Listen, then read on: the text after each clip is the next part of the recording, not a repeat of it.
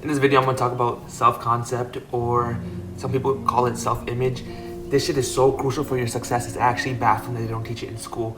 You might have heard of it. All the rich and successful people use it, all of them. You've definitely seen a video of it. Like, people call it self-alchemy, mental programming, all of that. It's real. It's all real. So it's like, if you clicked on this video, you've obviously heard of it. I'm gonna teach you like exactly why you need it if you want to be successful in life. If you don't, it's like, if you don't watch this whole video, I guarantee you, you're missing out. Because if you watch this, I guarantee your life will change for the better, because you just won't ever see life the same. You will start to actually be able to manifest everything that you desire in this life. And so, first, what is it? Self-concept, self-image is how you perceive yourself. It's how you see yourself. If you believe yourself to be someone who's lazy, fat, you will start acting in those ways, right? And you could read, there's so much books about this. There's a really good book, Psycho-Cybernetics by Maxwell Maltz. Very good book on it. Break the Habit of Being Yourself by Joe Dispenza. Very good book, right? All they do is talk about is like, whatever you believe, your reality will manifest it. And it's like, if you believe yourself to be poor, if you believe yourself to not be someone who can get women, whatever it may be, you are self-imposing limiting beliefs on yourself. Everything that happens in reality comes from your mind. Your thoughts create your reality. Your mind bends to your perception. It's so crazy to think about, and it sounds a little bit woo, but it's like, if you just simply like just listen to me, hear me out, and just let me explain, okay? And so, in reality, right? So your brain is split into two parts: your subconscious mind and your conscious mind, right? Your conscious mind is only 5%. Your subconscious mind is 95%. And so, everything that you know how to do automatically is held within your subconscious mind. Think of it like the way I see it is like a big filing room, okay? Everything that you've ever learned, that you've done enough time where it's become automatic, gets stored in your subconscious mind. If you want to learn something new, it has to come through your conscious mind, and that's like at the front part. And so, but your conscious mind can only hold like 4 or 5 new topics or ideas at hand, where your subconscious mind can hold millions, okay? So think about like when you're driving. At first you would go into your car, and then you would like put your seatbelt on, like, oh, let me start the car, let me check this mirror, let me check that mirror, make sure everything is good, let me turn on my signal, right? You were still consciously learning. But over time, then you started driving and everything became automatic. You would go in the car without even thinking. You would just strap in, everything would be good, and you start driving. Sometimes you don't even pay attention that the green light, if it was green or if it was red, and you're like, and you start like tweaking, right? But it's like everything's being done automatic because now your subconscious mind is taking over, right? And there's so much little things that you wouldn't even like. In the book, he talks about it, Psycho-Cybernetics, where it's like the idea that when you learn how to walk as a child, that was literally your brain teaching your body how to walk. And so it's like, that was technically the hardest thing you ever do in your life, and everything else is literally possible. Anything in this life you can learn, it's a skill. And it's like, I know it sounds crazy, but it's like, even think about how something as simple, you would be like, oh, I need to pick up my pen. You would like pick it up, right? Like my hand moved, but it's like in reality, your brain had to send signals to your whole body to move your arm, to move your elbow, to extend, drop your hand, use your fingertips to clasp, and then pick it up. It's like, it sounds crazy, but that's all happening all internally. It's all happening subconsciously. You don't even know it. You can't even tell, right? And it's like, this is not something we learn in school. So it sounds crazy, but it's like, that's literally what's happening inside your body. And so your subconscious mind and your brain does not have eyes. It uses your 5 senses in your human vessel to detect information, right? And 80% of it comes from your eyes. So everything that you are consciously scanning comes through your eyes. Whatever you see, whatever you perceive is coming through your eyes. And this is so important, because one of the best ways to like rewire your subconscious mind and stuff like that is like doing meditation. And you'll know, if you do meditation, it's like you gotta sit there with your eyes closed and allow your brain to like rest and relax. Literally, because your eyes are closed, you can't see anything. But that's a whole nother tangent. I'm not going into that right now, right? But it's like, when you start understanding this, that your thoughts literally create your reality. And it's like, if you've ever been in a situation where you're like, can things get any worse? And things always get worse. Or like, you've been in a situation, oh my God, my life is so good, and it just keeps getting better. Like, you start finding money, like all these random things happen, is because your thoughts create your reality. And your mind will always prove yourself right, okay?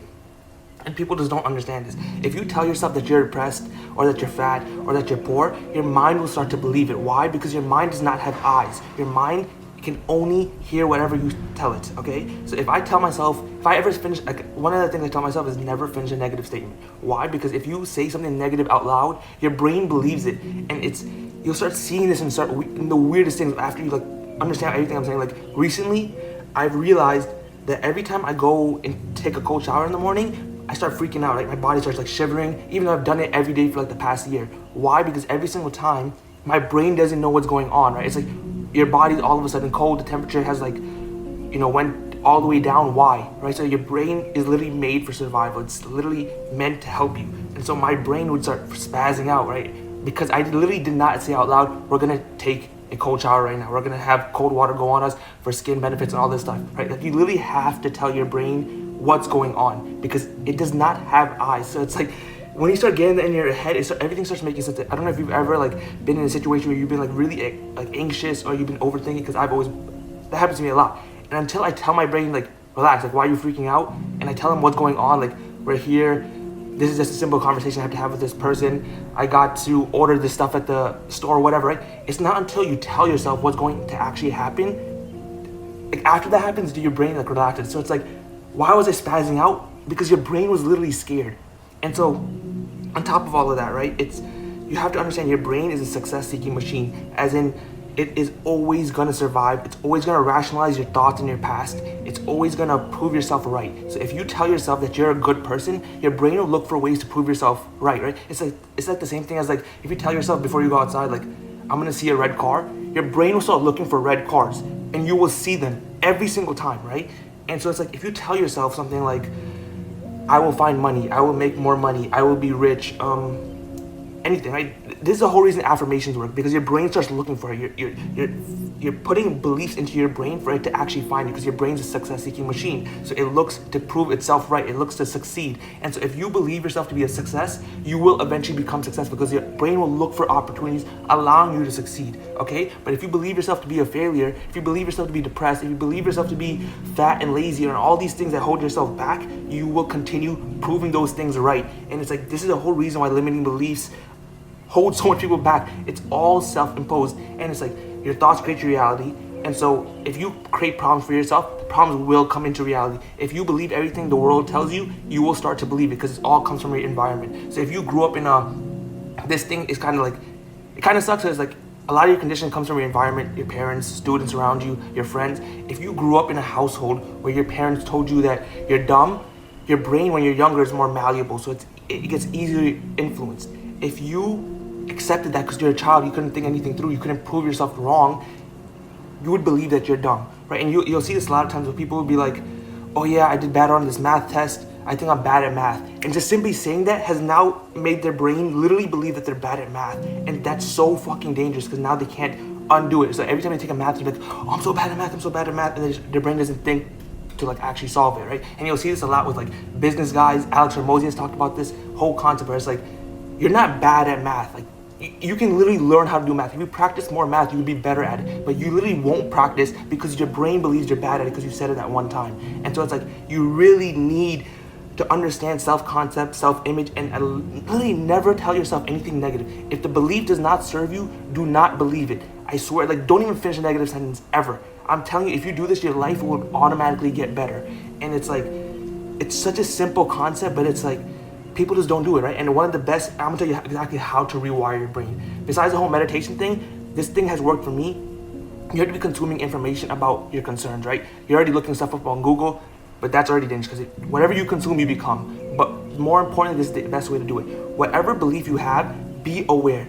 Pay attention to your thoughts. If you say something negative, if you give someone an insult, whatever it may be, ask yourself why. Ask yourself why 5 times. That's literally the rule. Keep saying why. Why do I believe this? Why do I believe this? Why do I believe this? And your brain will literally have to answer and answer and answer until you realize that doesn't make any sense. And that's when you go, so then I'm not going to believe it anymore. And you literally have to go through this whole process, and it's taxing on your brain, but it works. And this is literally how you break limiting beliefs. I'm telling you, it's so crazy, but once you do this, your life will get so much better, because you don't have any more limiting beliefs, because you yourself are going into your subconscious and rewiring it and not taking what was conditioned onto you.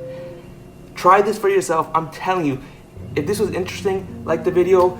I'm gonna make more and more videos about everything I'm reading. All this stuff is so fascinating. Everything, if you just learn some good information, your life could literally change for the better. And my life has been improving. I want your life to improve. Do this, rewire your subconscious, reprogram your mind, and in the end, we're all gonna fucking win.